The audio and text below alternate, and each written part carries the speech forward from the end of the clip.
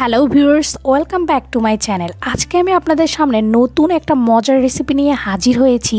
এই রেসিপিটি একবার তৈরি করলে বারবার তৈরি করতে ইচ্ছা হবে। এই মাছের রেসিপিটি অনেক টেস্ট হয়ে থাকে, যার টেস্ট মাংসের টেস্টকেও হার মানাবে।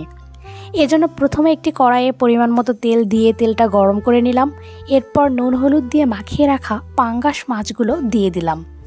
আপনারা চাইলে এখানে যে কোনো মাছ ব্যবহার করতে পারবেন, যে কোনো মাছেরই এই রেসিপি অনেক টেস্ট হয়ে থাকে। আমার বাড়িতে পাঙ্গাস মাছের এই রেসিপিটি তৈরি করে থাকি, যা খেতে সবাই পছন্দ করে। পাঙ্গাস মাছটা হালকা করে ভেজে নিতে হবে।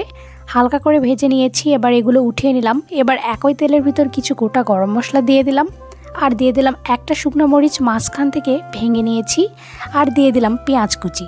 এবার পেঁয়াজটাকে খুব সুন্দরভাবে ভেজে নিতে হবে। পেঁয়াজটা হালকা ব্রাউন কালার হয়ে গেলে এর ভিতরে অ্যাড করে দিতে হবে আদা রসুন পেস্ট। এবার এখানে অ্যাড করে দেওয়ার পর এটাও খুব সুন্দরভাবে পেঁয়াজের সাথে ভেজে নিতে হবে। আপনারা এখনও যারা আমার চ্যানেলটি সাবস্ক্রাইব করেননি তারা প্লিজ চ্যানেলটি সাবস্ক্রাইব করে ফেলুন। এবার এখানে অ্যাড করে দিলাম সামান্য পরিমাণ হলুদের গুঁড়া, শুকনো মরিচের গুঁড়া আর জিরা গুঁড়া।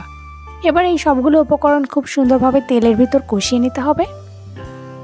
এই রেসিপিটি যে কোনো মাছ দিয়ে তৈরি করলে খেতে অসাধারণ টেস্ট লাগে। অবশ্যই এই রেসিপিটি আপনারা বাসাতে ট্রাই করবেন। মশলাগুলো খুব সুন্দরভাবে কষিয়ে নেওয়া হয়ে গেছে। এবার এখানে সামান্য পরিমাণ জল অ্যাড করে দিলাম। জলটা অ্যাড করে দেওয়ার পর এখানে টেস্ট অনুযায়ী লবণ অ্যাড করে দিতে হবে।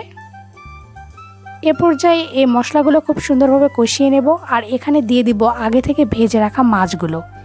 এ পর্যায়ে মাছের যে কাঁটাটা রয়েছে, পাঙ্গাস মাছের যদিও কাঁটা কম থাকে, মাঝখানের যে বড় কাঁটা রয়েছে এটা আমি বেছে নিয়েছি। এবার মাছগুলো এখানে দিয়ে দিলাম এবং খুব সুন্দরভাবে এগুলোকে কষিয়ে নিতে হবে। এবার ঢাকা দিয়ে দিলাম, ঢাকা দিয়ে কিছুক্ষণ রান্না করে নিলাম। এবার জলটা শুকিয়ে গেছে, এর ভিতরে অ্যাড করে দিলাম কাঁচামরিচ। কাঁচামরিচটা ছোট ছোট করে কেটে নিয়েছি। এভাবে কুচি করে কেটে নেওয়া কাঁচামরিচ এ পর্যায়ে অ্যাড করে দিলে অনেক বেশি একটা ফ্লেভার আসে, যার কারণে খেতেও অনেক ভালো লাগে। এবার এটা খুব সুন্দরভাবে মিডিয়াম টু লো ফ্লেমে নাড়াচাড়া করে নিতে হবে। এই রান্নাটা হয়ে গেছে। এ পর্যায়ে এখানে অ্যাড করে দেব 2টা লেবু পাতা। লেবু পাতাটা ছোট ছোট করে কেটে নেওয়ার পর এগুলো অ্যাড করে দেব। লেবু পাতা এই রেসিপিতে অ্যাড করলে যা অসাধারণ টেস্ট লাগে কি আর বলবো। যারা পাঙ্গাস মাছ খেতে চান না বা গন্ধ লাগে, তারা অবশ্যই এই প্রসেসে পাঙ্গাস মাছ রান্না করবেন। আশা করি তাদের কাছে আর পাঙ্গাস মাছ খারাপ লাগবে না বা গন্ধ লাগবে না। লেবু পাতা অ্যাড করতে হবে, তাহলে অনেক ভালো লাগবে। এবার এই রান্নাটা হয়ে গেছে, এটা চুলা থেকে নামিয়ে নিয়েছি। এটা পরিবেশনের জন্য একদম রেডি। আপনারা এখনও যারা আমার চ্যানেলটি সাবস্ক্রাইব করেননি তারা অবশ্যই চ্যানেলটি সাবস্ক্রাইব করবেন। আর ভিডিওটি কেমন লাগলো তা অবশ্যই আমাকে কমেন্ট করে জানাবেন। ধন্যবাদ সবাইকে।